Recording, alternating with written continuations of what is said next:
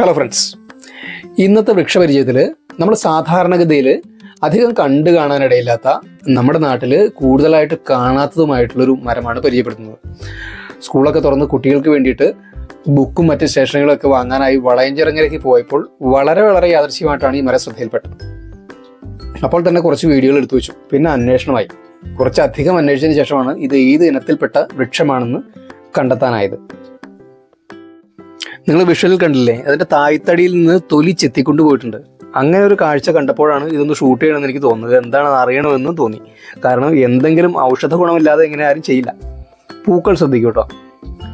കണ്ടോ, ഏതാണ്ട് കടലാസ് പൂവിനോട് സാമ്യമുള്ളൊരു പൂവാണ് നമ്മുടെ മുന്നിലേക്ക് കൊണ്ടുവരിക. പൂവുള്ളൊരു സീസൺ അല്ല, അതിനാൽ 1-2 പൂക്കൾ മാത്രം കണ്ടത് ഉയരത്തിലായിരുന്നു. അതുകൊണ്ട് ഞാൻ കുറച്ച് ചിത്രങ്ങൾ ഇത് കയറ്റിയിട്ടുണ്ട്.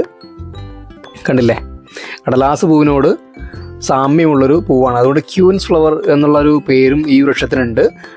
ക്യൂൻ ക്രേപ്പ് മർട്ടിൽ എന്നും വിളിക്കാറുണ്ട് എന്നാണ് പറയുന്നത്. കേരളത്തിൽ നനവാർന്ന ഈർപ്പ വനങ്ങളിൽ കാണപ്പെടുന്ന ഒരിനം ഇലപൊഴിയും വൃക്ഷമാണിത്. മണിമരുത് അഥവാ പൂമരുത് എന്നാണ് ഇത് വിളിക്കപ്പെടുന്നത്.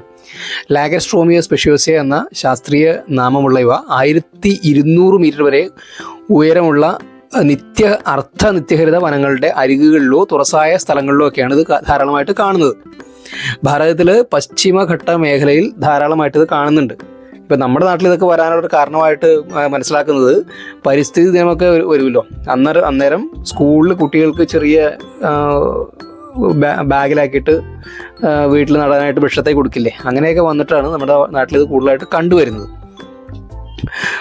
ഇതിൻ്റെ കാഴ്ചയിൽ, ഈ മരത്തിൻ്റെ കാഴ്ചയിലുള്ള പ്രത്യേകത എന്ന് വെച്ചിട്ടുണ്ടെങ്കിൽ ഇത് വെൺതേക്കുമായിട്ട് സാമ്യമുണ്ട്. വെൺതേക്ക്, വെള്ളിലവ് എന്നൊക്കെ കേട്ടിട്ടില്ലേ, ആ വൃക്ഷമായിട്ട് സാമ്യമുണ്ട്. അതുകൊണ്ട് തെറ്റിദ്ധരിപ്പിച്ചിട്ട് ചില സ്ഥലങ്ങളിൽ വെൺതേക്കുന്നതിന് വിളിക്കുന്നുണ്ട്. ആക്ച്വലി ഇത് വെൺതേക്കല്ല, ഇത് മണിമരുത് അഥവാ പൂമരുത് എന്ന് പറയുന്ന വൃക്ഷമാണ്. ഇതിൻ്റെ ഇല കണ്ടില്ലേ, നല്ല ഇലക്കളിപ്പുള്ള സമൃദ്ധമായിട്ടുള്ളൊരു വൃക്ഷമാണിത്. ഇതിൻ്റെ ഇഷ്ടംപോലെ കായ്കളും ഉണ്ടാകുന്നുണ്ട്. കണ്ടോ, ധാരാളമായിട്ട് കായ്കൾ ഉണ്ടാകുന്നുണ്ട്. മണിമരുതിൻ്റെ ഉപയോഗ സാധ്യത, മരപ്പണിയിൽ ഉപയോഗ സാധ്യത പറയുകയാണെന്നുണ്ടെങ്കിൽ നല്ല ഈടും ഉറപ്പുള്ള ഉരുപ്പടികളാണ് നമുക്ക് ഇന്ന് കിട്ടുക. ആയതിനാൽ തന്നെ ഫർണിച്ചറുകൾക്കും വീടുകളുടെ കെട്ടിടങ്ങളുടെ മറ്റ് എല്ലാ തരത്തിലുള്ള മരപ്പണികൾക്കും ഇത് ഉപയോഗിക്കുന്നുണ്ട്. നമ്മുടെ നാട്ടിൽ വ്യാപകമായിട്ട് ലഭ്യമല്ലാത്ത ഒറ്റ കാരണം കൊണ്ട് കൂടുതലായിട്ട് ഉപയോഗിക്കപ്പെടുന്നില്ല എന്നുള്ളൊരു കാരണം മാത്രമേ ഉള്ളൂ. പ്രൈഡ് ഓഫ് ഇന്ത്യ എന്ന വിളിപ്പേരുള്ള മണിമരുന്നിൻ്റെ ഇലയും തൊലിയുമൊക്കെ കഷായം വെച്ചിട്ട് പ്രമേഹ ചികിത്സയിൽ ഉപയോഗിക്കുന്നതായിട്ട് പറയുന്നുണ്ട്. ഇതിൻ്റെ ഗുണഫലത്തെക്കുറിച്ച് കൂടുതൽ വിവരങ്ങൾ ലഭ്യമല്ല. അതിനൊക്കെ വേണ്ടിയിട്ടാകണം ഈ തൊലി ചെത്തിക്കൊണ്ടുപോയിട്ടുള്ളതെന്നാണ് ഞാൻ മനസ്സിലാക്കുന്നത്. എന്തായാലും നിങ്ങൾക്കറിയാവുന്ന ഗുണഫലങ്ങളും ഇതിൻ്റെ സ്പെഷ്യാലിറ്റിയൊക്കെ ഒരു കമൻറ്റിൽ നല്ല കൃത്യമായിട്ടൊന്ന് രേഖപ്പെടുത്തിയോളൂ. ഇതിൻ്റെ കായ കണ്ടില്ലേ, ഇതിൻ്റെ പച്ചക്കായ കണ്ടു കഴിഞ്ഞിട്ടുണ്ടെങ്കിൽ ഒരു ചെറിയൊരു പേരക്ക നിൽക്കുന്നതായിട്ടാണ് നമുക്ക് ഫീൽ ചെയ്യുക. കാണാൻ നല്ല ഭംഗിയാണ്. അത് ഭക്ഷ്യയോഗ്യമാണോ എന്നുള്ളത് അത്ര വ്യക്തമല്ല കേട്ടോ.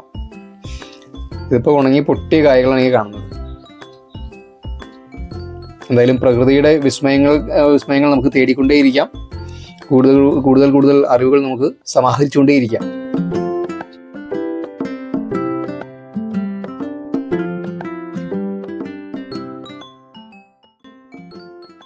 അപ്പോൾ ശരി, വീഡിയോ ഇഷ്ടപ്പെട്ടുവെങ്കിൽ ഒന്ന് ലൈക്ക് ചെയ്യുക. ഒപ്പം നിങ്ങളുടെ അഭിപ്രായങ്ങളൊരു കമൻ്റായിട്ട് കുറിക്കുക. കൂടുതൽ വ്യത്യസ്തങ്ങളായിട്ടുള്ള വിഷയങ്ങളുമായിട്ട് വീണ്ടും വരാം. അതുവരേക്കും എല്ലാവർക്കും നമസ്കാരം.